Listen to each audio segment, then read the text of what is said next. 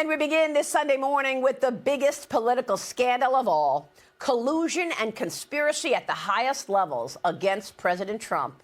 Now, Director of National Intelligence Tulsi Gabbard revealing what this audience has known all along: a cabal of high-ranking officials led by then-President Barack Obama, CIA Director John Brennan, and Hillary Clinton, among others, took the world on a wild goose chase to try and take down their political enemy, Donald Trump, no matter the casualties along the way. DNA Tulsi Gabbard is now calling for prosecutions, revealing declassified documents from the Russia collusion made-up investigation, which she says detail a treasonous conspiracy by officials at the highest level of the Obama White House to stop incoming President Donald Trump. The cabal included Barack Obama, John Brennan, James Clapper, Hillary Clinton, Joe Biden, Jim Comey, and Susan Rice, who pushed a made-up story that President Trump colluded with Russia to win the 2016 election, so the cabal would not lose their grip on power. All of this exactly as then Intelligence Committee Chairman Devin Nunes, Judiciary Committee member John Ratcliffe, and President Trump himself told us so many times from day one. What that is it's the original intelligence, the original reasons that the counterintelligence investigation was started. Now, this is really important to us because a counterintelligence investigation uses the tools of our intelligence services that are not supposed to be used on American citizens. So we've long wanted to know, well, what intelligence did you have that actually led to this investigation? So what we found now, after the investigators have reviewed it, is that, in fact, there was no intelligence. As a former federal prosecutor, my opinion is that declassifying them would not expose any national security information, would not expose any sources and methods. It would expose certain folks at the Obama Justice Department and FBI and their actions taken to conceal material facts from the Foreign Intelligence Surveillance Court. How involved was John Brennan? Totally involved. He was totally involved. John Brennan was one of the architects, in my opinion. You look at Brennan, you look at Clapper, you look at them all. But ultimately, the president knew everything. The president knew everything.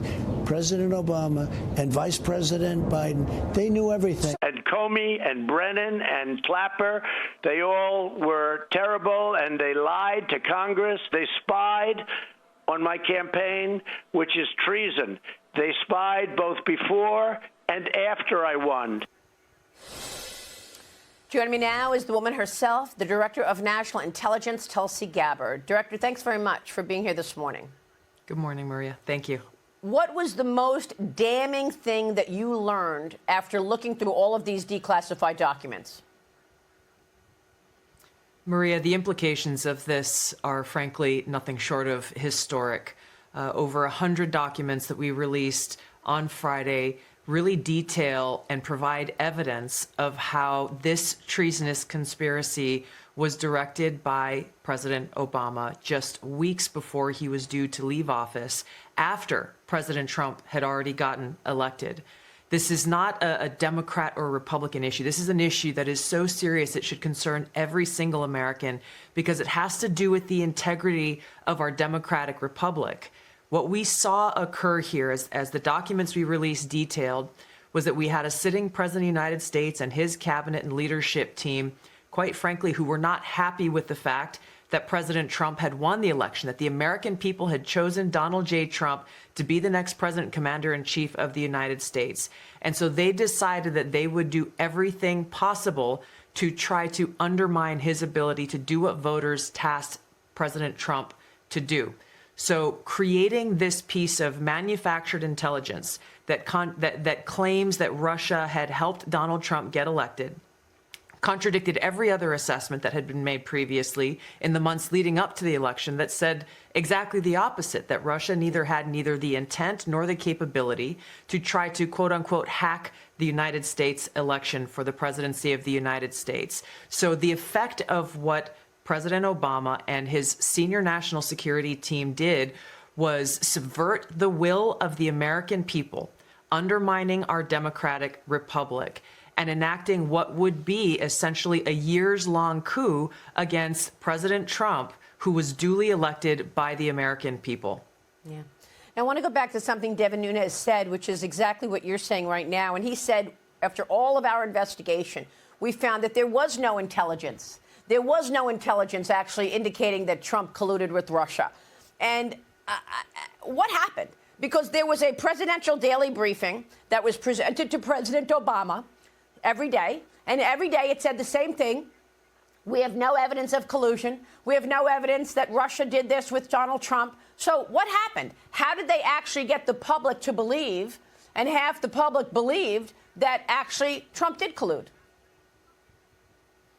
Well, this is the thing, Maria, when you look at the assessments that were made, not just by one element of the intelligence community, but in my role as the Director of National Intelligence, I oversee 18 different intelligence community elements.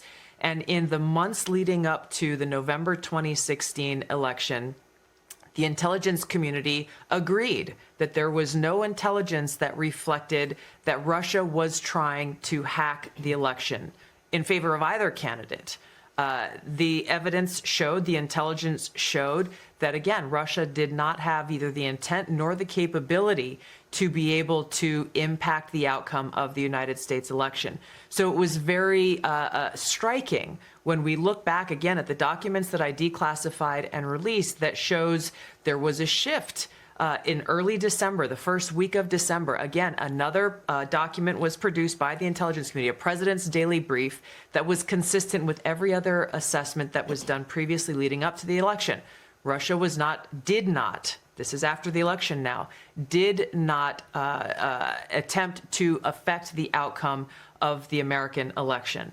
That was never published. Hours before it would have gone into President Obama's President's Daily Brief, it was pulled by a senior level intelligence official saying that they had to pull it because they had received new guidance.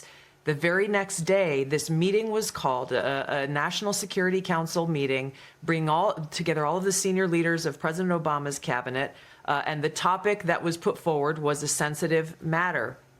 The tasks that came out of that meeting was coming from President Obama directing the intelligence community, then Obama's DNI director Clapper, to produce a document, to produce an intelligence assessment that detailed not if, but how Moscow affected the outcome of the election that had already occurred, electing Donald Trump to the presidency.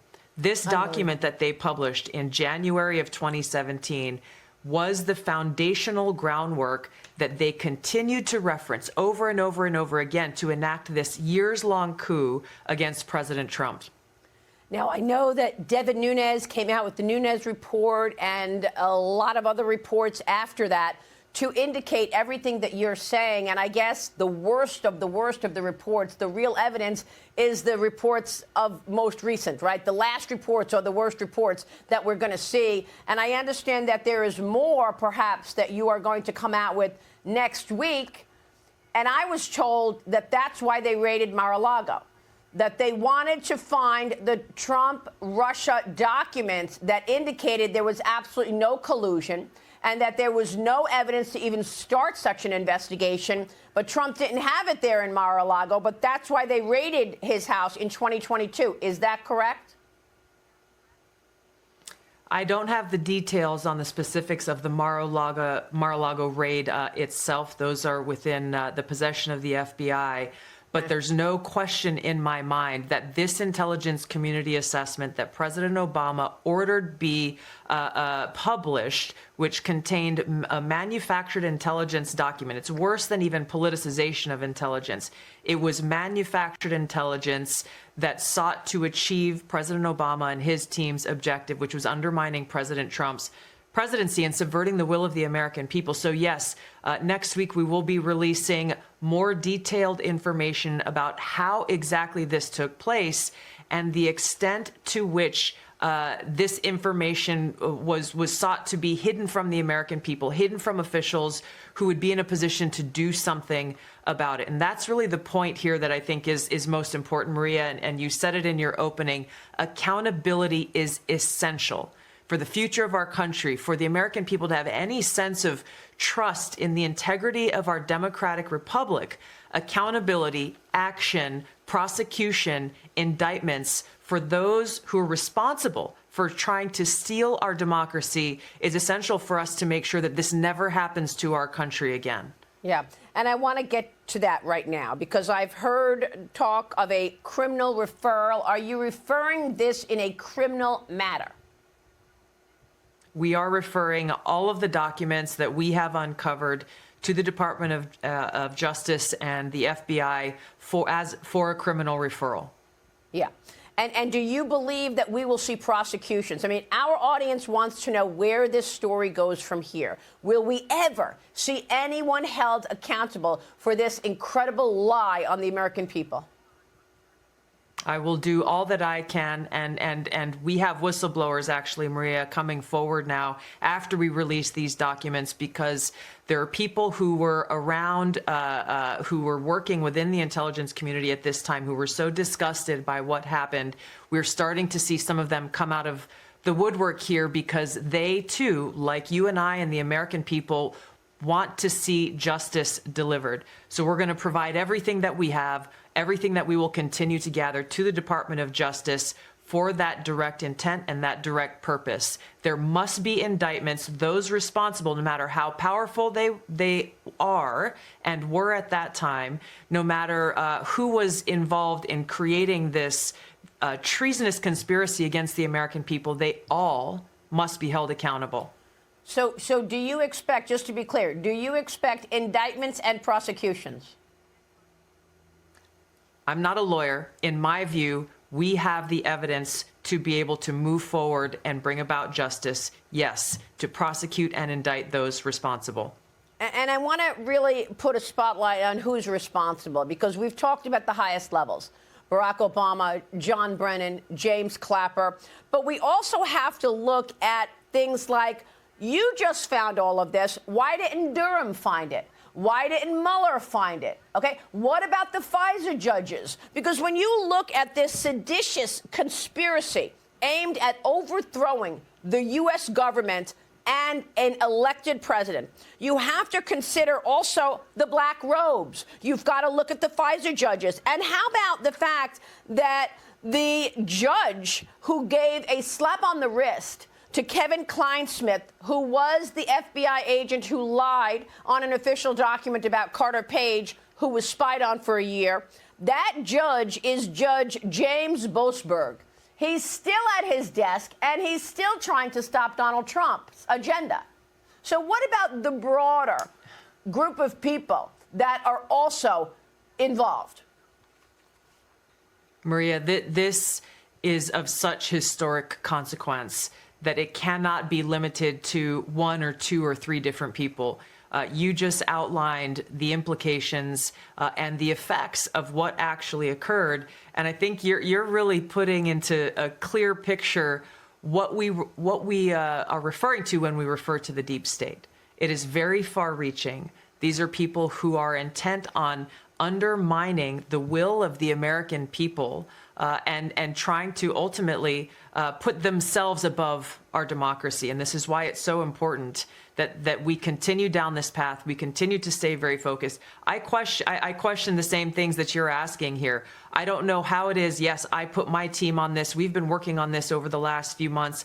I've been in this role as Director of National Intelligence for just about 6 months. I don't know what excuse there is for those who supposedly investigated this previously, whether it was Durham or others, that they were not able to put together the dots and ultimately show the truth to the American people. President Trump has delivered a maximum transparency mandate, and this is exactly what we're doing. The American people need to see the truth, and we're going to continue to do that every single day that I'm here. Equally outrageous was the fact that we had the handwritten notes of John Brennan. I reported on it at the time.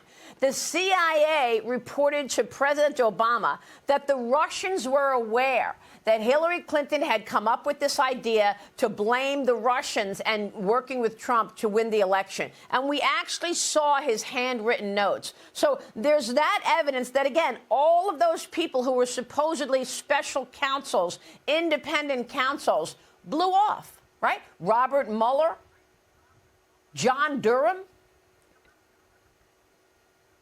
That's right. I really cannot fathom. There is no rational or logical explanation for why they failed. The only logical conclusion that I can draw in this, Maria, is what you're implying here directly, is that there was direct intent to cover up the truth about what occurred and who was responsible, and the broad network of how this seditious conspiracy was concocted and who exactly was responsible for carrying it out. So at the end of the day, we need to look at Pam Bondi. Is that the person who, at the end of the day, is going to bring us accountability? Pam Bondi? Attorney General Pam Bondi, FBI Director Kash Patel, it is their responsibility to gather all of the evidence, both that we have released, the facts that have already been known previously, the information that will continue to come out, and move forward with this prosecution and these indictments. All right. We are on it, and we'll be watching that. Director, thank you very much for bringing us this. We so appreciate your time. DNI Gabbard joining us. Stay with us. We'll be right back. I'm Steve Ducey. I'm Brian Kilmeade. And I'm Ainsley Earhart. And click here to subscribe to the Fox News YouTube page to catch our hottest interviews and most compelling analysis.